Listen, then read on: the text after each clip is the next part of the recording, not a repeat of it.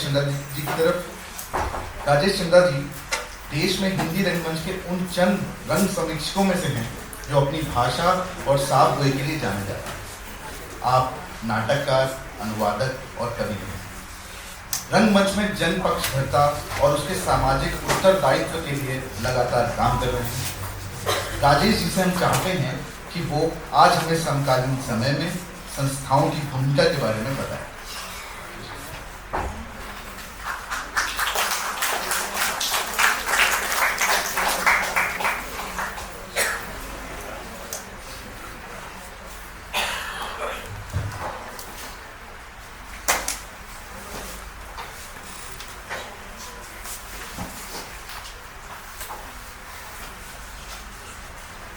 मित्रों,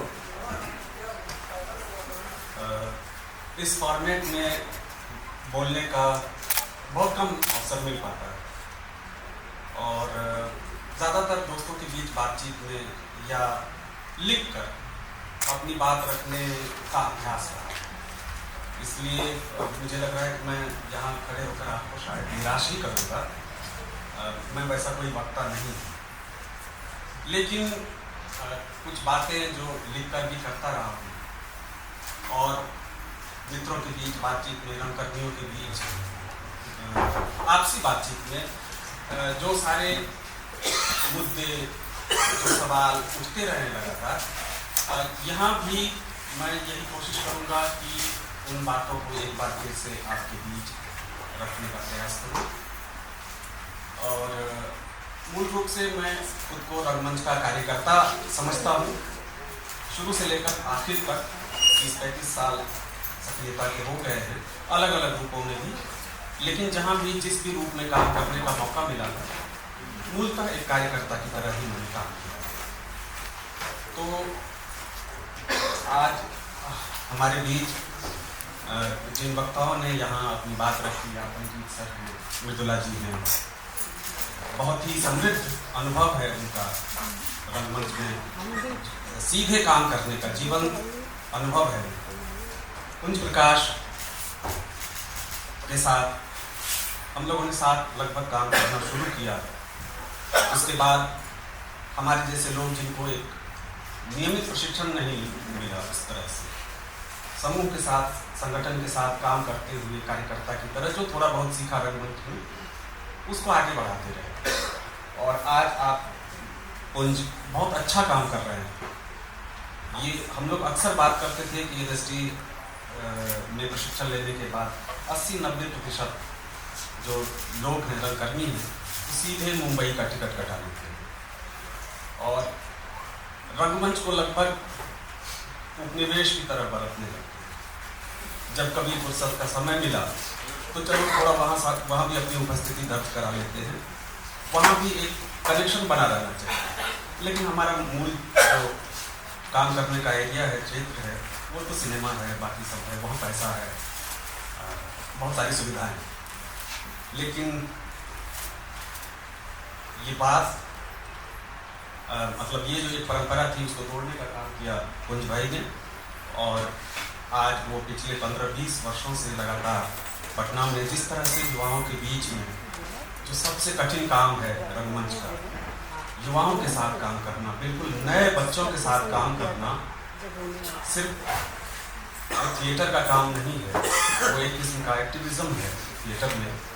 और उनको आप संस्कारित कर रहे हैं, उनको समाज के साथ जोड़ने का काम कर रहे हैं, उनमें नए विचार पैदा कर रहे हैं। ये कोई आसान काम नहीं है आज के दौर में, लेकिन आप लगातार बिना थके, बिना झुके ये काम कर रहे हैं, तो इससे एक बहुत उम्मीद बनती है। मित्रों, आज जो विषय है आप सभी परिचित हैं, समकालीन समय, समाज, और उसमें जो हमारा रंगमंच, उसकी जो स्थिति है, जिन पक्षों पर अभी बात हुई, कुंज ने अभी बहुत व्यावहारिक तरीके से आज की जो स्थितियां हैं उनके बारे में यहाँ बात रखी। खास करके कोरोना के दौर में जो एक बड़ा बदलाव आया और युवाओं के बीच जिस तरह की प्रवृत्तियाँ आज हैं, जो एक बड़ी चुनौती की तरह है कि उनको कैसे रंगमंच में शामिल किया जाए, कैसे उनके साथ एक नियमित हमारा संपर्क कायम हो, रंगमंच का उनके साथ कैसे जुड़ाव हो, ये एक बड़ी चुनौती है। उस पर बहुत विस्तार से आपने बात रखी है और मुझे ये सुविधा पहले से मिल गई है कि मुझे बहुत देर तक नहीं बोलना है और दबाव नहीं है, तो मैं बहुत संक्षेप में मैं यही कर सकता था कि मैंने कुछ नोट्स लिए हैं और उन बातों को बहुत संक्षेप में आपके सामने रखने की कोशिश करता हूँ।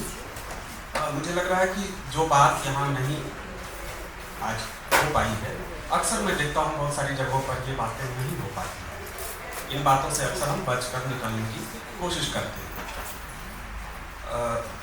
जैसे मैं कहना चाहूँगा कि आज हमारे जो भी प्रमुख रंग केंद्र हैं, दिल्ली है, पटना है, लखनऊ है, भोपाल है, इंदौर है, उज्जैन है, या और भी जो हमारे खास करके हिंदी क्षेत्र के रंग केंद्रों को देखने समझने का ज़्यादा मुझे अवसर मिला है, या फिर दिल्ली में रहते हुए चूँकि देश भर के रंगकर्मी वहाँ आते हैं, सभी समूह वहाँ आकर नाटक करना चाहते हैं, प्रदर्शित करते रहते हैं, तो उनको भी समय समय पर देखने समझने का थोड़ा बहुत मौका मिलता है, तो एक तस्वीर उभर कर आती है। उस हिसाब से मैं जो बात कहना चाहता हूँ आज, कुल मिलाकर आज ये स्थिति है कि ऐसे लगभग 100-150 या अधिक से अधिक 200 ऐसे रंगकर्मी हैं, निर्देशक हैं हमारे देश में आज, जिनको कुल मिलाकर हर साल प्रोडक्शन और सैलरी ग्रांट वगैरह मिलाकर 10 से लेकर 30 लाख रुपए की राशि अनुदान के रूप में मिल रही है।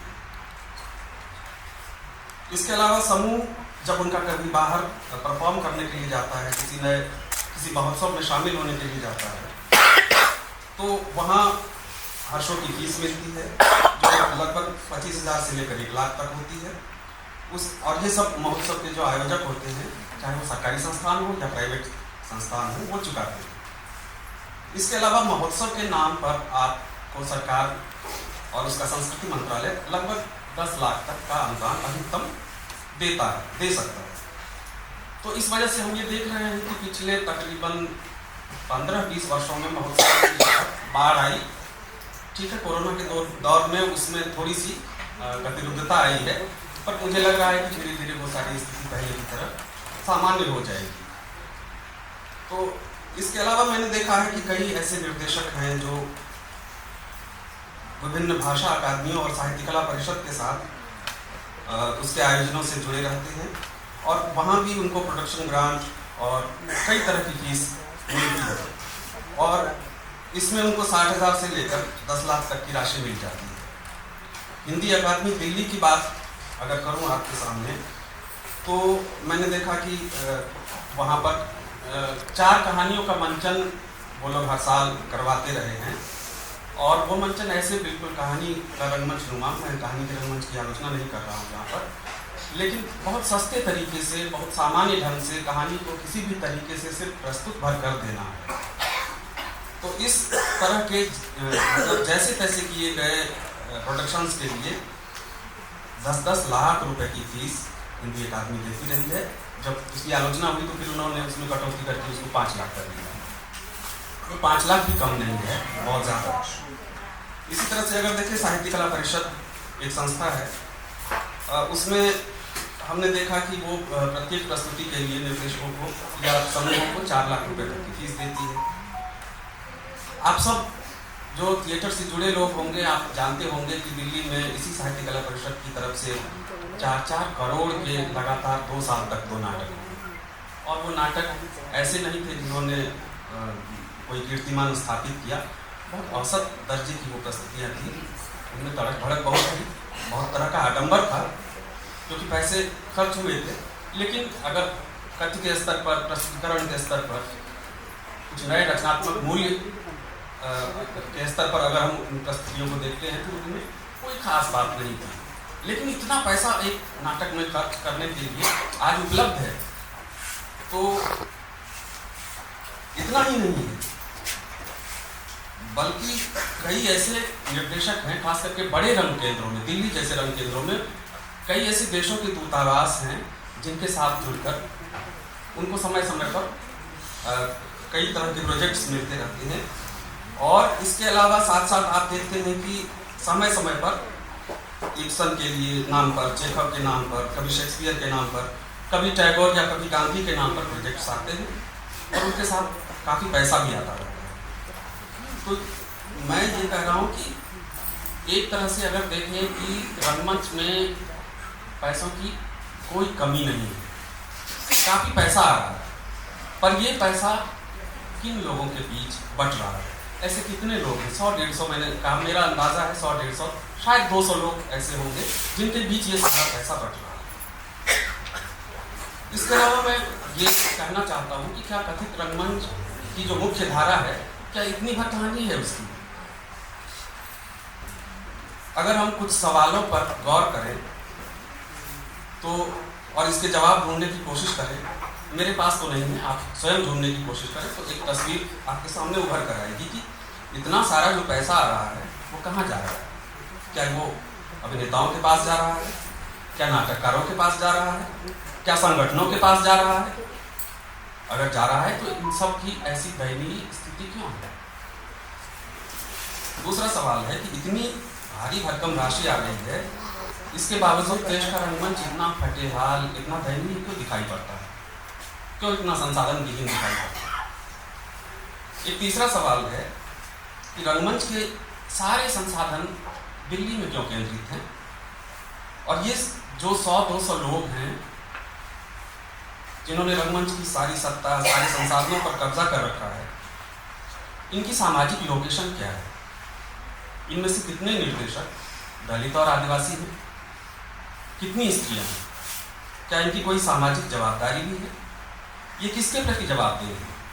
क्या रंग जगत के प्रति है, जनता के प्रति है, या सरकार के प्रति है?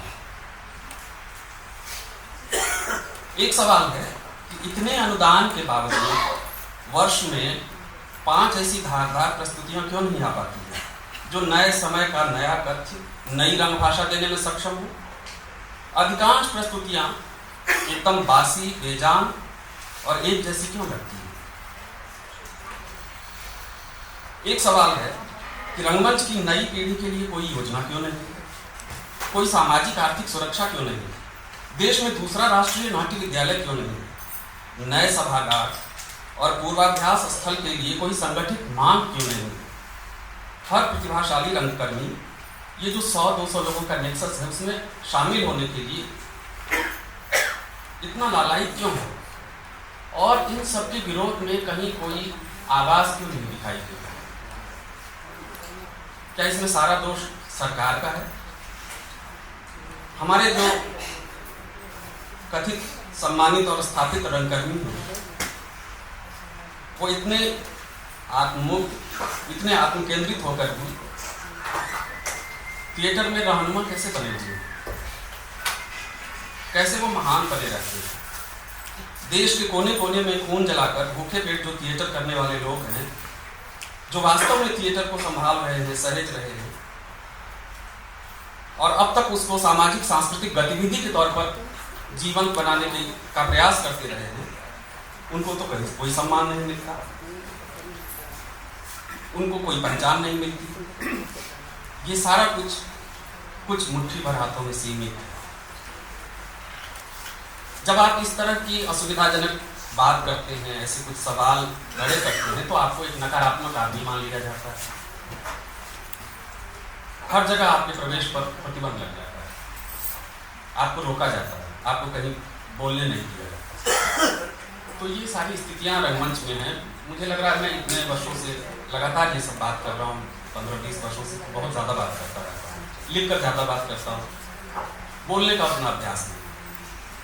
लेकिन मुझे लगता है कि इस तरह का अवसर, जैसे आज मॉकिंगबर्ड ने यहाँ पर मुझे अवसर दिया, इस तरह का अवसर नहीं है थिएटर में।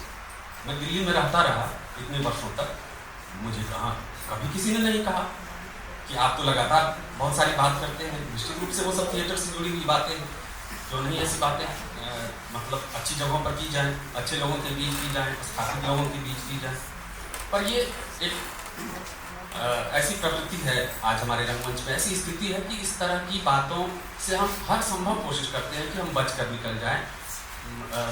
मेरा बहुत सम्मान है मॉकिंगबर्ड के हमारे साथियों के प्रति। सभी युवा साथी हैं, बहुत नौजवान हैं, और मैं उनके साहस को सलाम करता हूं कि आपने मुझे यहाँ पर कुछ बोलने का या खड़े होने के लिए आपने मुझे अवसर दिया। तो मैं यहाँ इस पर भी थोड़ी सी चर्चा करना चाहता हूँ कि जब ये इस तरह की बातें करना, इस तरह के असुविधाजनक सवाल उठाना थिएटर में आज एक नकारात्मक काम मान लिया गया है, तो फिर सकारात्मक काम क्या है थिएटर में? सकारात्मकता क्या है? मैं इसको जिस तरीके से समझ पा रहा हूँ तो मुझे लगता है कि ये सकारात्मकता असल में सकारात्मकता। अगर थिएटर में आपके सभी कार्य व्यापारों, समीकरणों और प्रयासों का अंतिम लक्ष्य सत्ता और उसके सांस्कृतिक संस्थानों का विश्वास पात्र बने रहकर पद, पुरस्कार और मोटा अनुदान प्राप्त करना है, अपने जीवन को भौतिक और सामाजिक अर्थों में सुखी संपन्न बनाना है, तो आप एक सकारात्मक रंग व्यक्तित्व के तौर पर बहुत समादृत हो सकते हैं। इस तरह से आप एक विलासी जीवन जीते हुए अपने समय, समाज और उसके संकटों से, रंगकर्म के बुनियादी मुद्दों और सवालों से बिल्कुल निर्लिप्त या उदासीन भी बने रह सकते हैं, और इसके साथ साथ आप एक सम्मानित और बड़े रंगकर्मी बनकर भी हमारे बीच मौजूद रह सकते हैं। अगर आप थिएटर में संसाधनों की लूटपाट, केंद्रीयता, खर्चीली उत्सव धर्मिता, बुनियादी संरचना के अभाव की बात करेंगे, संस्थानों में नीति और पारदर्शिता की बात करेंगे, प्रशिक्षण और रोजगार के अभाव की बात करेंगे, रंगमंच के वैचारिक संकट की बात करेंगे, अभिनेताओं और नाटककारों के साथ जो अंतहीन शोषण उत्पीड़न है अगर आप इसकी बात करेंगे, अगर आप रंगमंच में तथ्य और विचार को प्रमुखता देने के बजाय शिल्प और शैली को प्रमुखता देने पर सवाल खड़े करेंगे, तो आपको एक नकारात्मक व्यक्ति घोषित कर दिया जाए।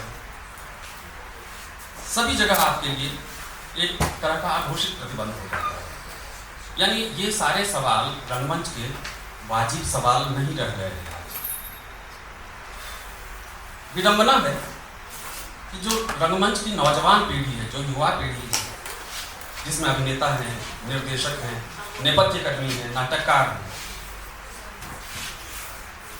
वह अपनी बदहाली और चौतरफा शोषण उत्पीड़न के सवालों को लेकर जागरूक और संगठित होने की बजाय उन्हीं वरिष्ठों और सम्मानितों के आगे पीछे झूलती है, उनकी वाहवाही चाहती है, उनका गुणगान करती है।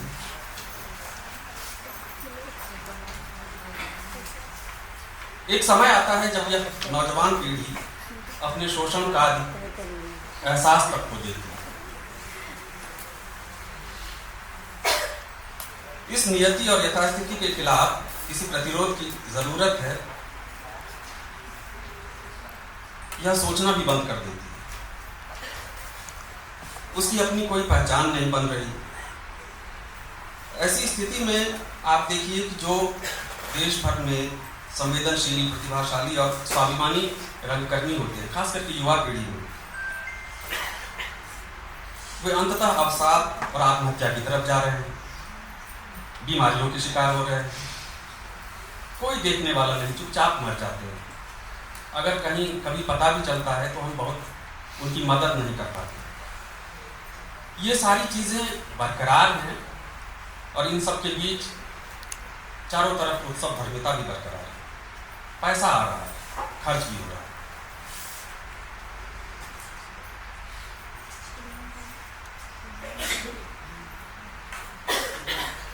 तो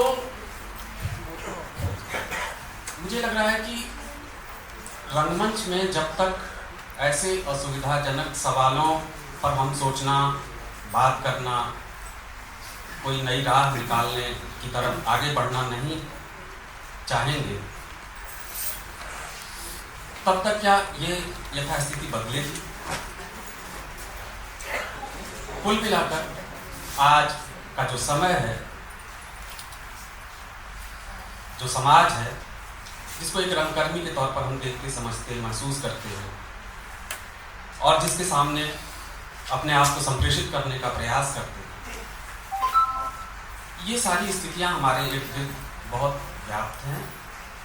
और मुझे लगता है कि मुझे बहुत उम्मीद है नौजवान पीढ़ी से, युवा पीढ़ी से, कि वो संगठित होंगे, इन सवालों के जवाब ढूंढने की कोशिश करेंगे, और जब तक वो ऐसा नहीं करेंगे उनके सामने उनका सारा भविष्य कुछ मुट्ठियों में कैद रहेगा और उनके सामने का ये अंधेरा छटने वाला नहीं है। बहुत बहुत धन्यवाद। मैं फिर से एक बार आपकी बात को